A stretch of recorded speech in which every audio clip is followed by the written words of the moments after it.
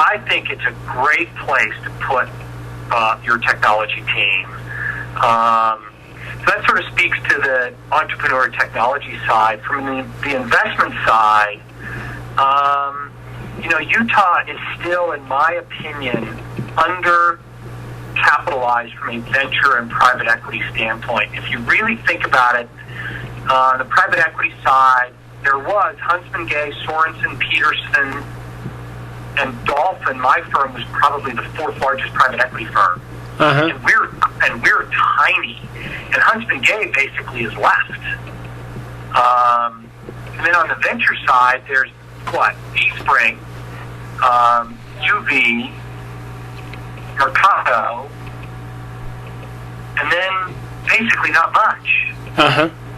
So there just isn't a lot of money chasing the deals here. So there's not as much competition for the quality of deals that come out of the state of Utah. For people in Utah trying to raise capital, they're constantly having to go to Silicon Valley, to get money. Yeah. And I think there's a great hotbed of entrepreneurial ideas and entrepreneurs in this state that are worth investing in. Great. So, I mean, just real quick, you've kind of done it a little bit, but can you compare and contrast a little bit, kind of the differences in the investment community in Utah and Silicon Valley? I mean, maybe some pros, or what are some things that Silicon Valley is better than us at that Utah can improve in? Oh, I think that Silicon Valley, the huge benefit that Silicon Valley has is it has the brand, and it has all of the everybody, all of the relationships. The building of relationships is so much easier and better in California. And listen, if you can raise money from a Kleiner Perkins, a name brand firm, and you get that stamp of credibility on your firm, Uh-huh.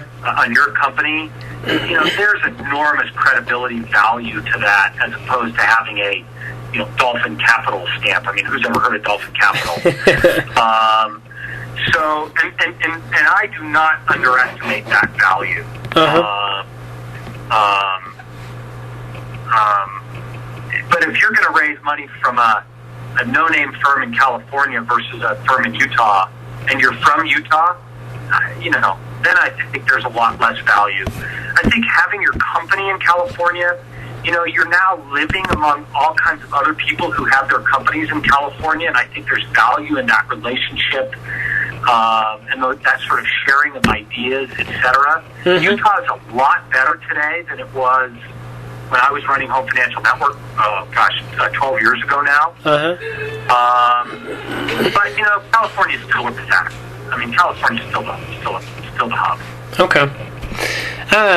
What advice would you give to entrepreneurs who are seeking investment here in Utah?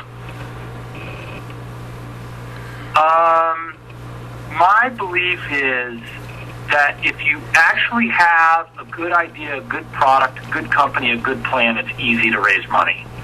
It's hard to raise money if you don't have a good product, a good idea, a good team, a good plan. There's money out there that wants to invest, that desperately.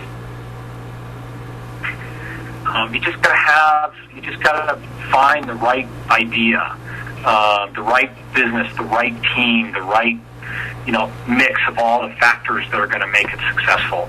Uh-huh.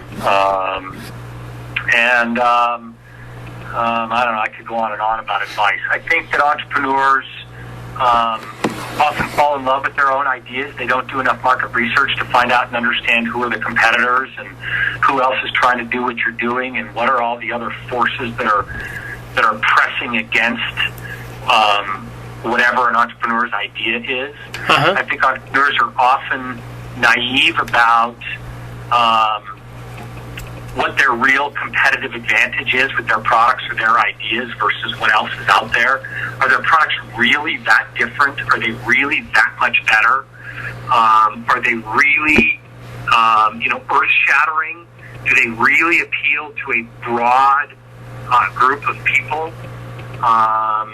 Is there really a big market for whatever their idea is? So I think entrepreneurs really need to